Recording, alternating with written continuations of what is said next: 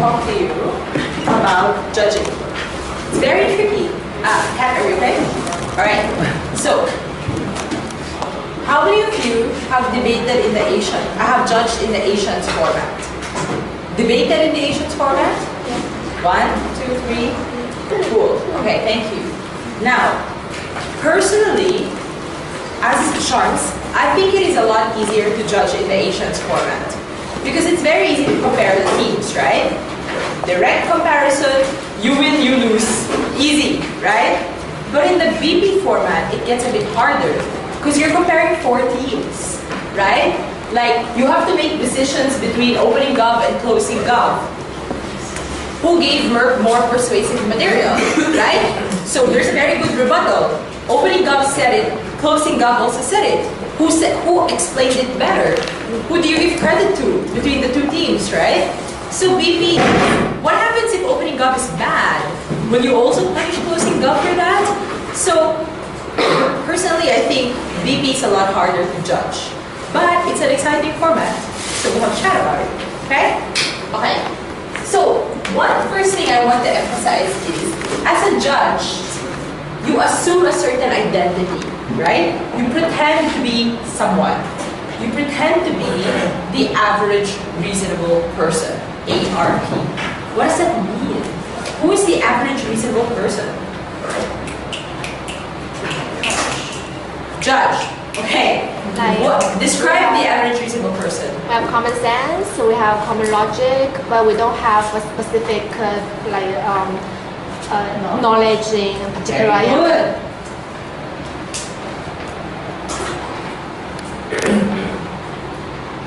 So, you have common sense, right? You're not an idiot. If someone tells you gravity does not exist, you will be like, right? So you have common sense. What you can expect the common person to know, you also know, right? But you don't have specialized knowledge. So if you have a background in law, you don't insert that in the debate and go, I know that argument is wrong because based on the Constitution it's wrong. If you have a background in medicine, you don't insert that in the debate, right? If you have a background in economics, you don't insert that also. You assume what the average person knows, right? So you're an average reasonable person. Now I have a question. If there is a debate about abortion, and personally you disagree with abortion, you think abortion is bad, should you allow that to influence your decision? No. No, right? So you suspend all of your personal beliefs. Even if you feel, no, but one side is really true, you have to approach the debate with an open mind, right? So remember, we had this motion about animal cruelty. Personally, I would like to protect animals, right? I think animals should have rights. I think animal cruelty is a terrible idea. But in the debate, I have to keep an open mind, right? I have to go, be quiet, part of Sharps' brain that likes animals, right? Be silent, listen to the debaters. The debaters have to decide the debate. Not me, but the debaters, right? So let's define it. Common sense, check. No specialized knowledge.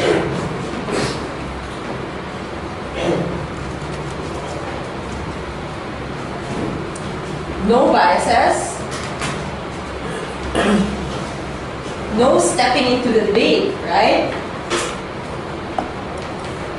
So for example, if someone makes an argument, you really don't like the argument, you don't think in your head, but I know how to rebut that, therefore they will lose. You cannot do that. You have to wait for the other team to rebut it, right? Of course you have common sense. If the argument has no link, as a judge you're allowed to say, I cannot find the logical link. That's okay, because common sense requires you to examine the links. But you can't say, that argument is bad because I have an answer to it. Of course you have an answer to it, but you're not in the debate, right? It's not about you, it's about the debate. That's the first rule, okay? So you need to emotionally detach yourself. Let the debaters debate. You are not part of the debate, you are just judging it, okay? Is that clear? The next thing I want to say is, there is a very small set of rules. And I'll tell you what the rules are in a bit. Most of the things that we know about debating, they're not rules. They're suggestions, they're pieces of advice, but they're not rules. So, what is this small set of rules? First, that the Prime Minister should define the motion. That's necessary, or else we're not going to have a debate, right? Second, the closing teams need to come up with an extension, right? I'm just going to put that here so we talk about it. Okay. PM, define. Second half, extend. Opposition whip, no new matter.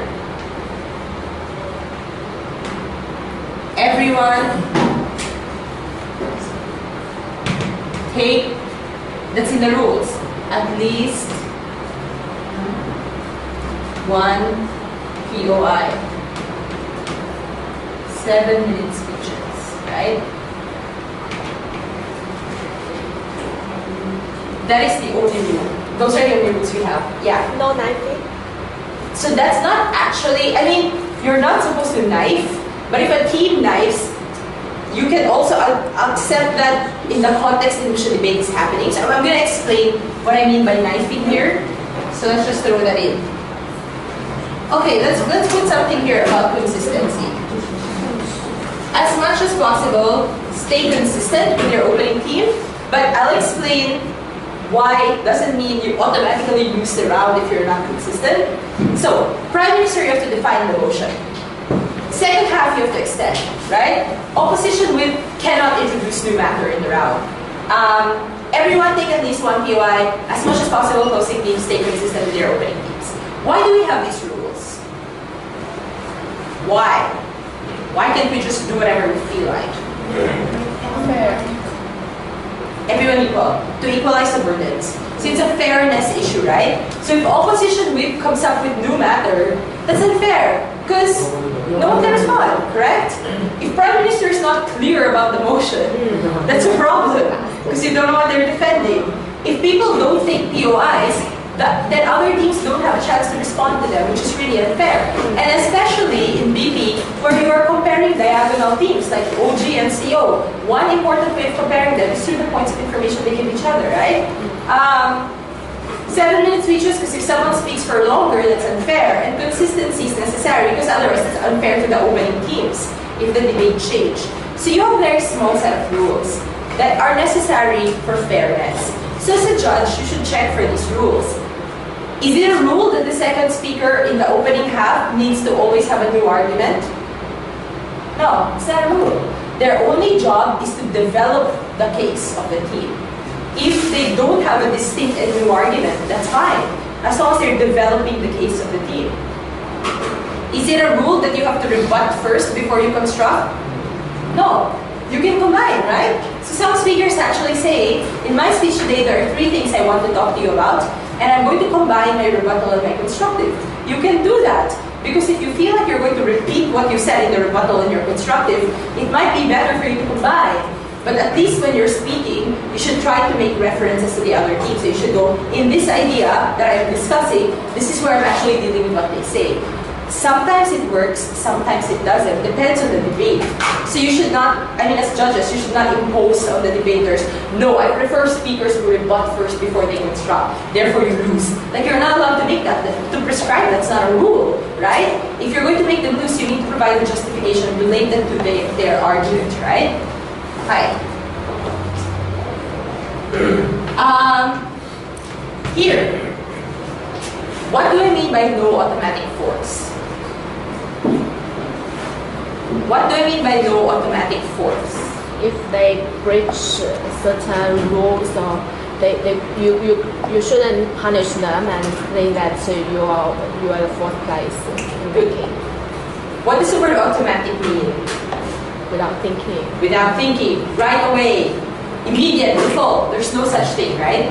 Even if a team does something you don't like, or even if they violate any of these rules, it doesn't immediately mean, okay, you lose, period. You need to wait until the debate is over, because you never know what can happen in the debate, right? Don't make a decision until the debate is over.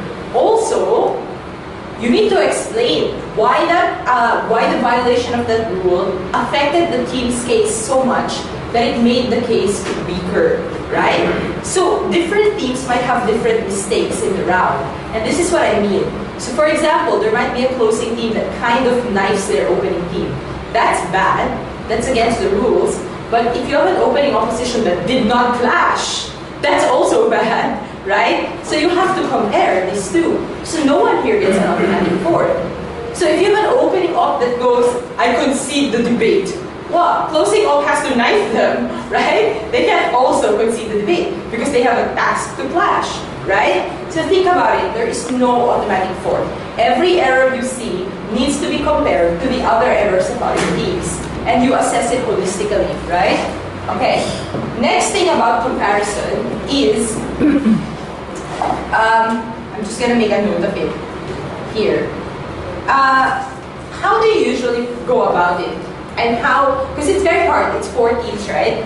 My suggestion for you, if it's not clear, if the decision is not clear is, so you have OG, OO, CG, CO, right? Compare where it's easy first. So maybe you can compare OG versus OO first, because you can easily track the arguments, right? They're both opening half. And then you decide who wins OG versus OO. And then you might want to go OG versus CG. It's a possibility. Because again, it's easy to see because there's in bench. So these are the arguments we got from OG, these are the arguments we got from CG, who is ahead. Then you might want to compare O versus CO, and then maybe CG versus CO, and then you start resolving the diagonals. That's one possible way of going about it. It's not always the best way, but if you are very, very confused about how to judge a debate, that is probably one useful way of doing it. Sometimes there's a team that you're pretty sure has won the debate. So you're like, okay, this team is first. Here are our reasons. But everyone else we're not sure. So we have to compare, right? The next thing is, closing teams have a requirement to give an extension, right? Does rebuttal count as extension? Yes, no? It is, right? Extension is basically new and important contribution to the debate. So even if it's a rebuttal, you credit them for that. That's possible extension. Even if it's just good POIs, you credit them for that as well, right? So as a judge, it is your duty to recognize these new things. It is your duty to look at your notes. It's very, very, very important to take notes. To look at your notes and say, this is new, this did not come out in the opening team, this is new, this did not come out in the opening team, and then compare, right? As a judge, I mean, it's good if debaters tell us. It's good if debaters go, this is the part of my speech that is new, right? It's good if they do it. But even if they don't do it, as a judge, it is your job to recognize it, right? Okay. So you have to always compare teams. The next thing is, you make sure that you hold teams to equal burdens. So don't put a higher burden on one team versus other teams, right?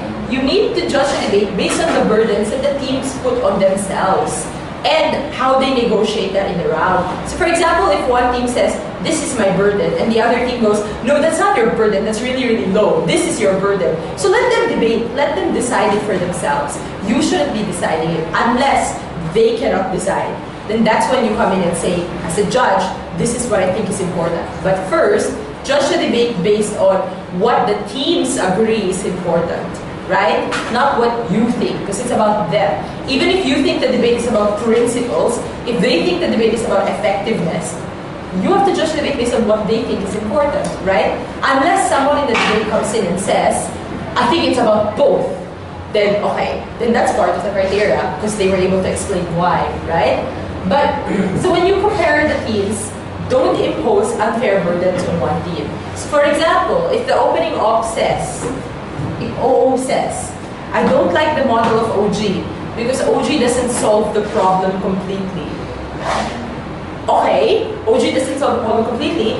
Does OO solve it at all? And if OO doesn't solve it at all, you can make OG lose because they don't solve the problem completely. Because you also have to ask yourself, if I apply that same burden to OO, do they make things better in their world? Or are things less bad in their world, right? So whatever burden you you apply on any team, you must apply the opposite burden on the other teams, right? So when you compare, be equal in your comparison, right? So are there any questions at this point? No. Okay. How do you assess an argument? What are the things you look at when you assess an argument?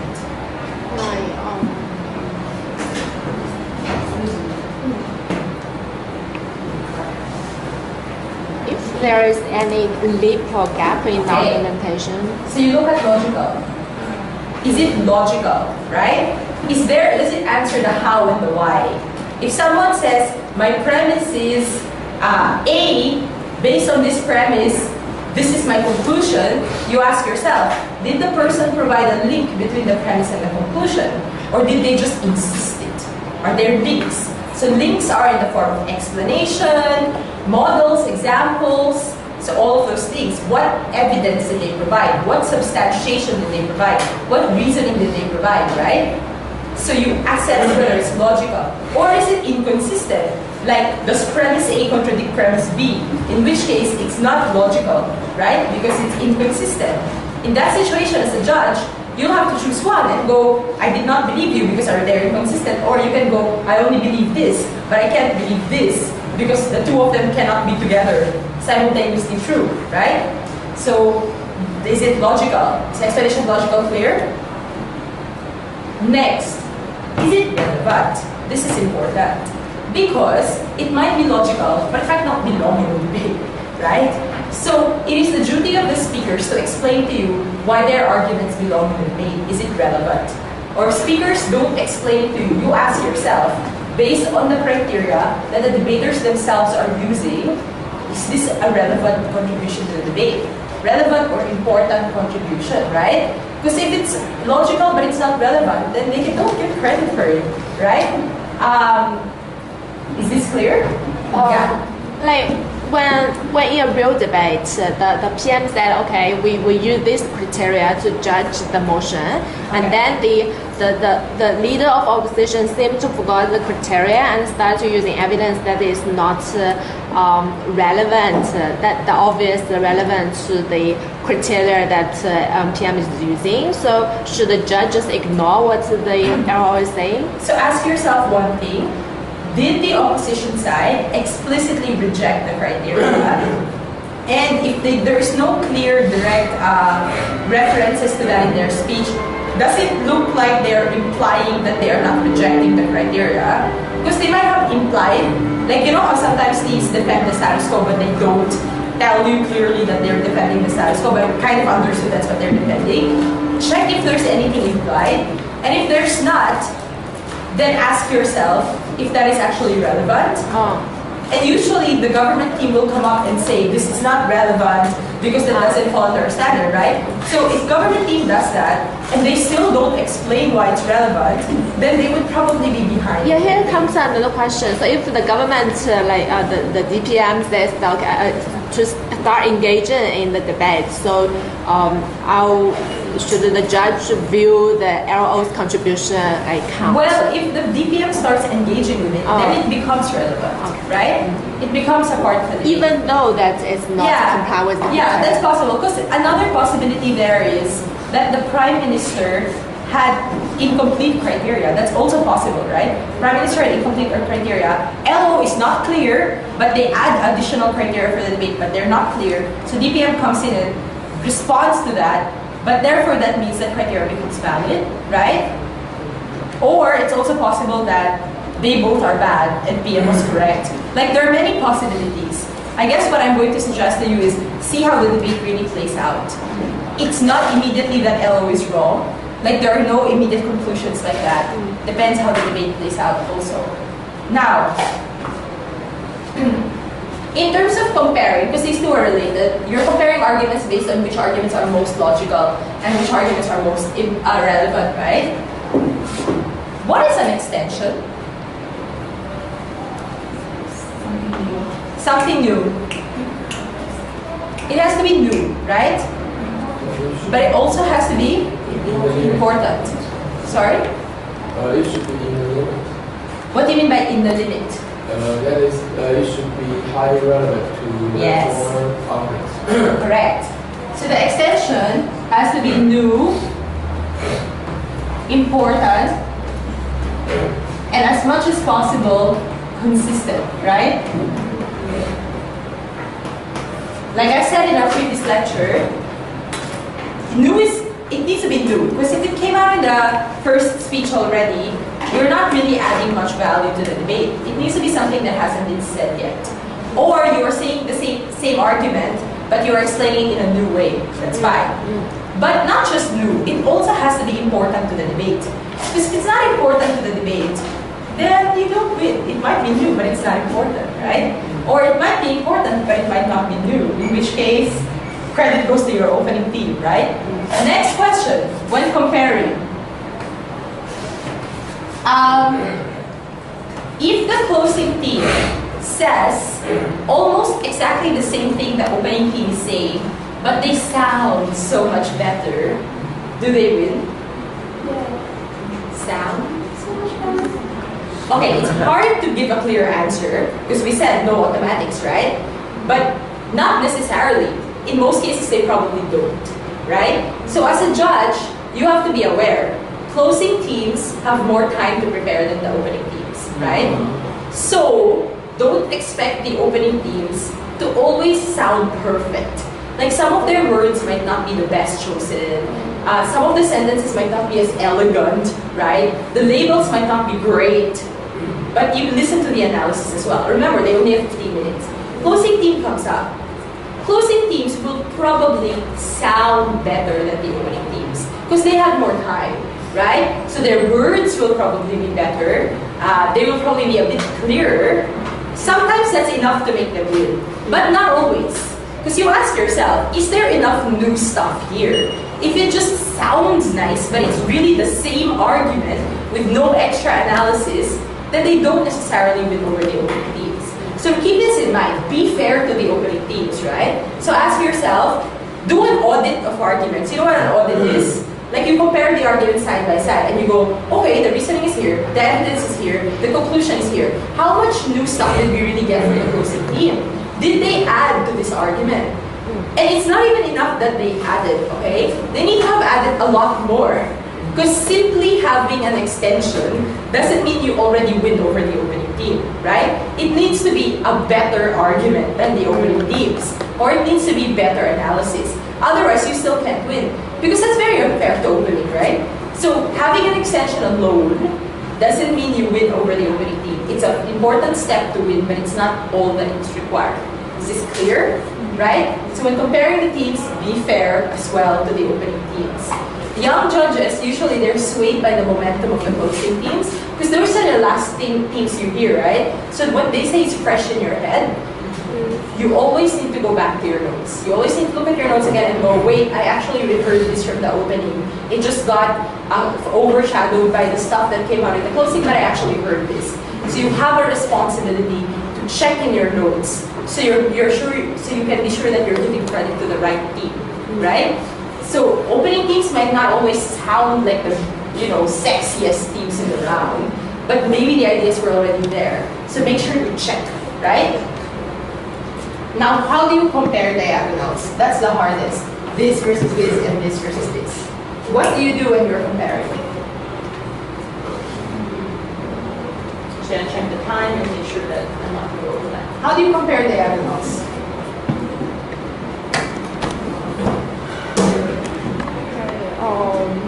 Contribute most. Okay, so you measure their contribution. But how do you do that? They can't respond to each other. OJ can't respond to CO. What do you do? Toss a coin? Who's cuter? Compare with the third one. Sorry? Compare these two with another one. Okay, so you compare. So let's say you compare them already, and you compare them already, and you compare them and them. Now how do you compare them? There's no easy answer. It's hard. But you should do it. Like, it's part of your job as a judge to be fair to these teams, right? So how do you compare? What do you do? Okay, so you look at their contributions. So let me explain this a bit more. One helpful way of comparing would be points of information, right? Did they give POIs to each other? Were they, so OG, were they engaging with CO, giving POIs? A CO giving POIs when OG was speaking, did they answer each other? What were the answers like? So that's one thing to look at. The next thing is, you ask yourself. So obviously, again, you try to be equal to the teams. You recognize that CO has more time to respond to OG, right? You also recognize that OG cannot respond to CO. Like, you need to accept that. So you cannot say, OG did not rebut the extension. Obviously they can't. That's not enough of a reason immediately to make them lose. But that is something to consider in your notes, right?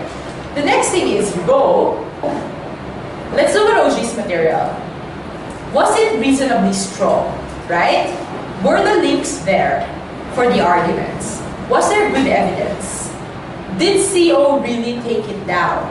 Or are there parts of OG's case that are still standing that CO did not deal with? In that case, OG might be ahead because CO had so much time to deal with it and they're still not dealing with it, right? Or, if CO runs a case, so CO goes, here's our case, A, B, C, D, E. You go back to OG's material, don't invent arguments, of course, but you look at OG's material and then you compare as a judge and you go, whatever it is CO is saying, maybe in OG's case there's already a bit of a response to it, kind of preemptive response. Then maybe there's an answer already in the case of OG if you put it side by side with what CO is telling you. You're allowed to do that because you're only working with the material that the debaters gave you. Do not say, I think this is what OG would have said if OG would say something. Well, you can't do that. You can't predict that, right?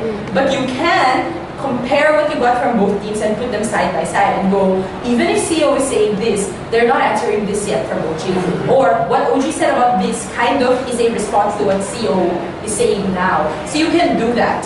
But you need to put their materials side by side. And please consider that the opening teams cannot respond to the closing teams. But if the closing team is really, really good, like, as in they destroy the links in the opening team, or the opening's case was quite weak, that there was no links in the first place, there were no links in the first place, then yeah, they will really lose the closing, right? But you need to compare very carefully. And keep in mind, so there's no easy answer, and keep in mind that one team cannot respond to the other, right? Because in my experience, a lot of young judges, they will always make the closing teams win. Because they're like, well, they rebutted. And I'm like, of course, because the other team cannot. So you must compare and see if the material implicitly responds, right? Okay. Next thing I wanted to emphasize is, do not forget points of information. As a judge, it is your duty to take note of the points of information that teams are giving. They are part of your decision, okay? Points of information can actually help you make a decision.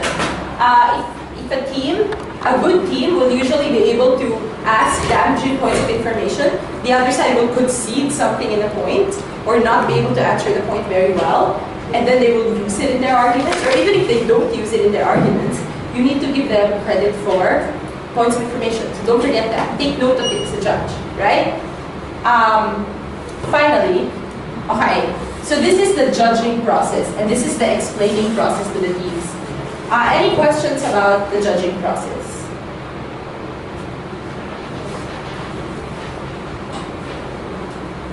Good, okay.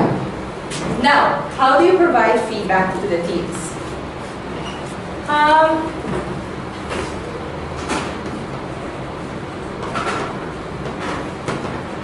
The first thing I want to emphasize to you is being a coach is different from being a judge.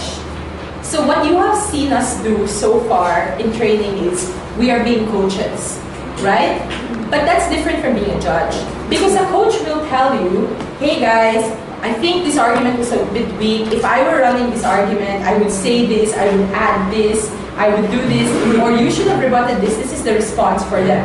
That's coaching, right? That's constructive feedback. But that's not actually part of the debate, right? A judge is just going to evaluate what happened in the debate. The judge will just tell you why you won or you lost, not necessarily how you can improve or get better. Because the only job of the judge really is to make a decision and explain that decision to you, right? To show you that the decision is fair. The coach is going to be like, this is what you can fix to make it better, or you could have used this label, or you could have used this analysis. Now, usually what happens is A judge will explain their decision to you first, and then afterwards you come forward, and then they will give you coaching suggestions and constructive feedback. But these are two different things. So if you're judging the debate, separate your coach brain from your judge brain, and just judge the debate as it happens. Is this clear? Okay, so that's one. Next, when you explain it to the teams, always compare, especially when there are rankings that are very close. So a lot of times judges avoid that. They don't know how to explain OG versus CO, so they say very little about that. That's the worst. Because that's if that is the closest in the round, that's where you need to spend more time. Like you need to go, okay, I saw the debate as closing gov 1 over closing op. Why was closing gov first here? Compare closing gov and closing op. And then compare closing op and opening op. And then compare opening op and opening gov. So you go by the rankings, 4th to 1st or 1st to 4th. If there's a team that's a clear 4th, because they did something bad in the debate, they did not respond, they were debating the wrong debate, whatever. So you can go, the reason we thought you guys were 4th in this round is this. Compared to all the other teams, this was your weakness. Now let's move on to 3rd, let's move on to 2nd, let's move on to 1st. But you need to compare the teams directly.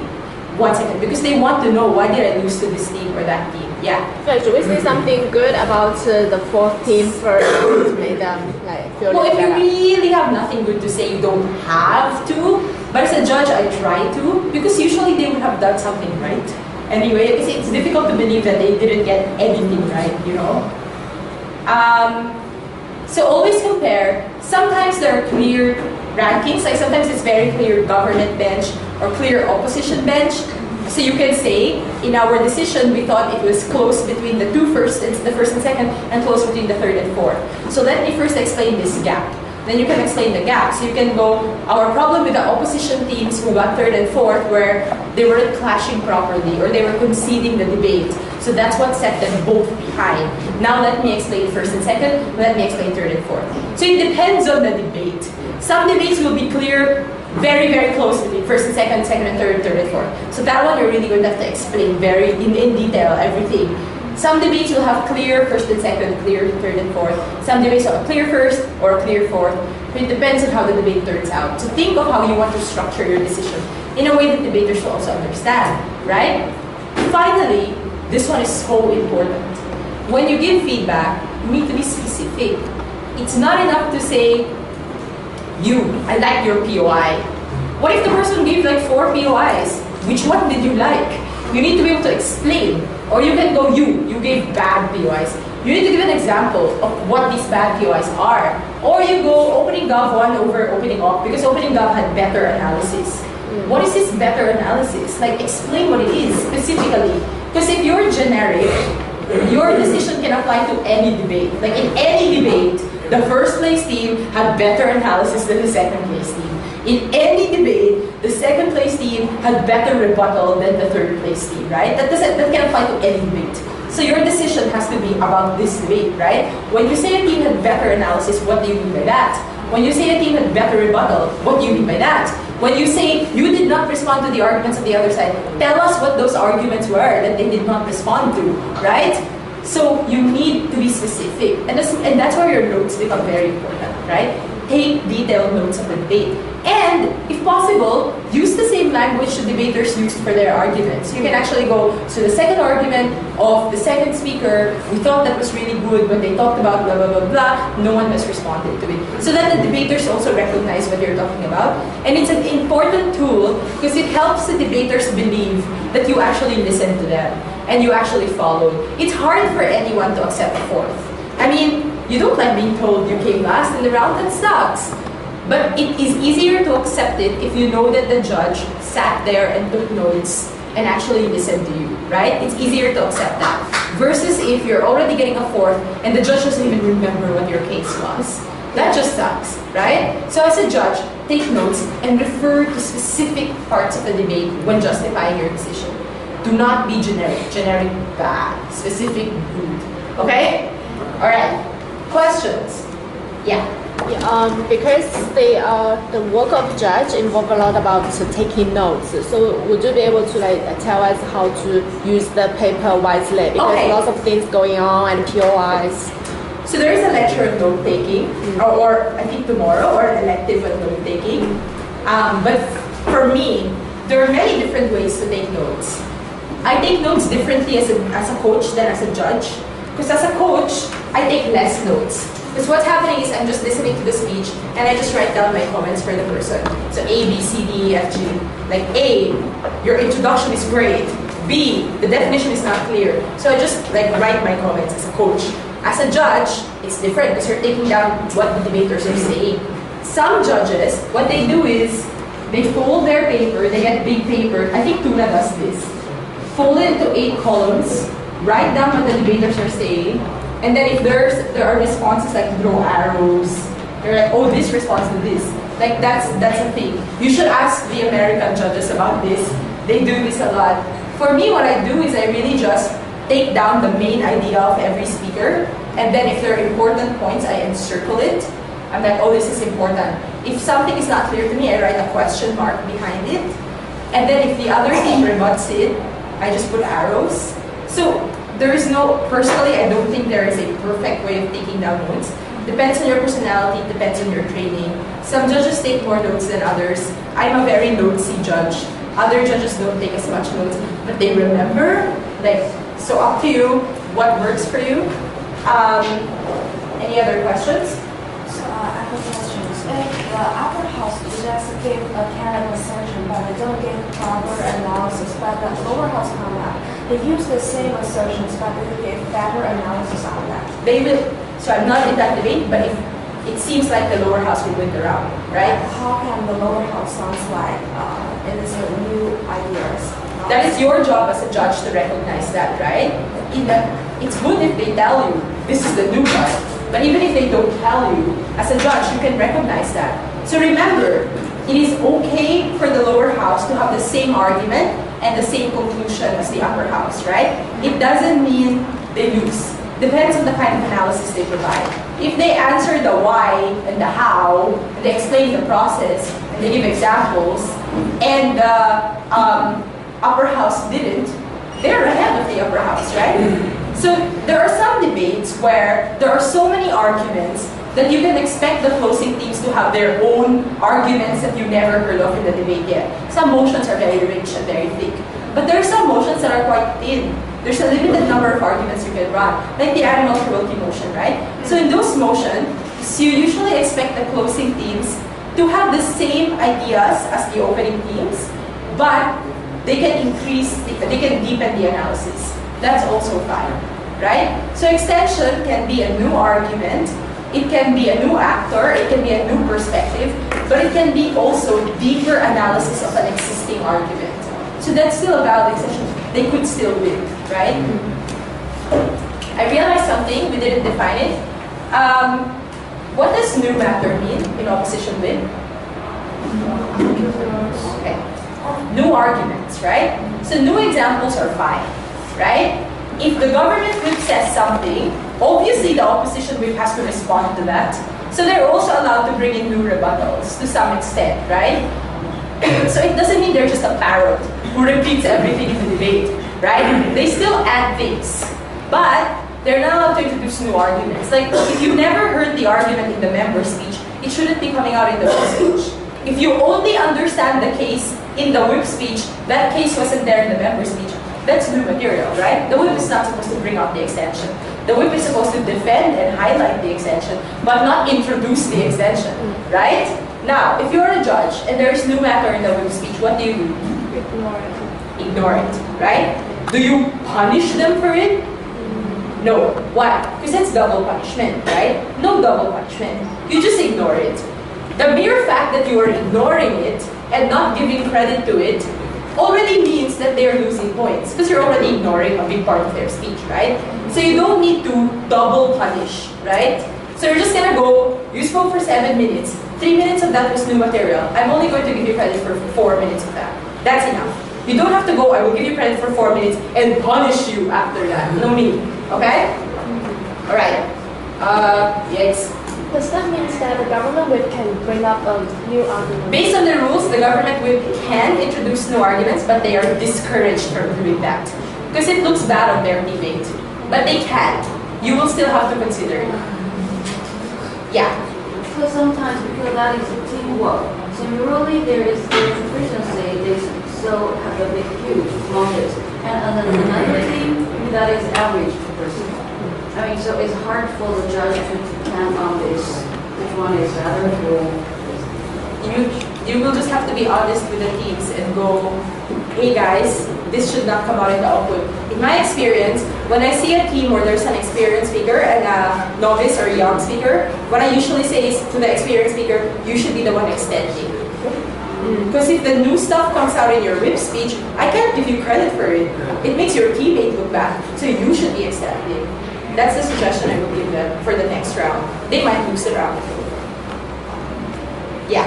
I think there's something that you forgot to mention about the player score and the team score and what kind of criteria you use to give in scores. Okay, because we're doing that for this tournament before it starts anyway. That's really, really low because the score is between 50 to 100. So what we can do is before this tournament starts, we're just going to flash the score sheet so you can see. Because it's very, very hard for me to describe like every range from 50 to 100 now. We can just flash the score sheets for you. But basically, the winning team needs to have the highest total score. Like that's basically the gist. If you win, the numbers need to reflect that you have won. The average score is 75. The lowest is 50, but you really don't see people give out 50. Usually it's within 60s that they give. And the highest is 100, but you don't really see 100. Like the best speakers of worlds, the average is under 90. Right? So in reality, you're usually giving scores between 65 to 85. My rule is 75 is the average. The higher or the lower you go, you need to have justifications for why you're going higher or lower. Yeah, the stronger your justification. So what kind of performance is viewed as average? It depends on the tournament. So it depends on what the tournament average is, right?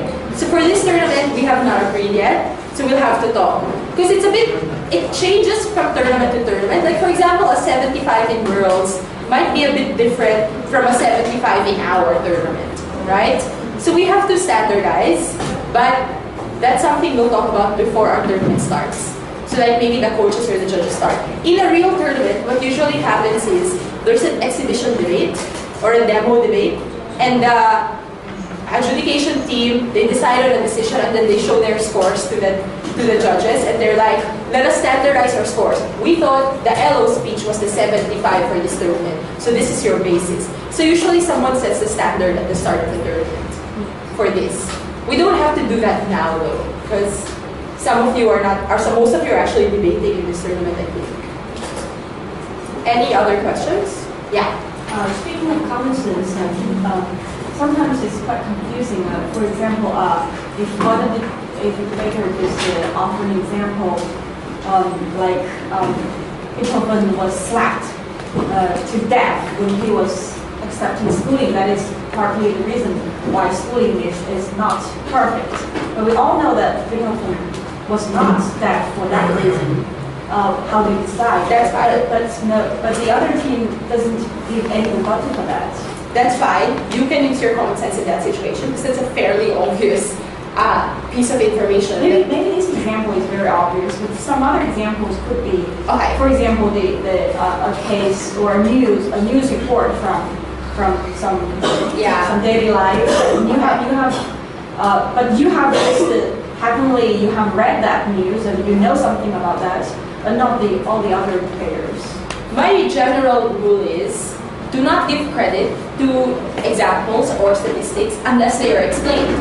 So if a team just gives you a name or an incident, but they don't explain why X leads to Y, you can just view that with suspicion. Like at most, you will give it some credit but not full credit, right? Or you could just go, it was not relevant in my decision because I did not see the link.